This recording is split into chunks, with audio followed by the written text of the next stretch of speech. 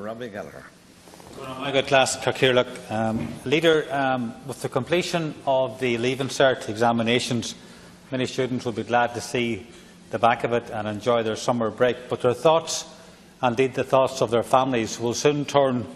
to finding accommodation for the next step in their education, that be it colleges in our main cities of Dublin, Cork and Galway. And I'm sure many of them students, and indeed their families, would have been dismayed and alarmed by a recent report which highlights how many students from rural parts of our country are actually commuting on a daily basis to and from the city. Some journeys taking anything from 2 to 3 hours up in the morning and 2 to 3 hours back in the evening. And I suppose that we all understand that the life of a student is both stressful and indeed they work long hours. But if we can imagine a situation where a student has to get a bus, let it be from somewhere like Dublin, Cavan, Carlow or whatever, and travel 2 to 3 hours to get to the capital city, go then to college and try and concentrate for a full day there, then go back on a bus again and travel another 2 to 3 hours trying to get home, we can surely understand how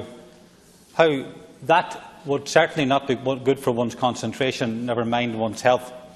And I think this is a serious issue, and the issue of accommodation, the lack of it, and indeed the issue of the cost of accommodation for those that are fortunate to find it, is an issue that we need to address. And year after year we come in here and different members of this House will raise this issue about students from rural Ireland trying to find accommodation, and for their parents trying to fund that accommodation is getting to a point where it's nearly impossible. I know one young lady who's renting a single bedroom in a house in the city, in a basement of a house, and paying €650 a month for it. I think it's a serious issue and one that needs to be addressed. And while we share great sympathy for the students that have to,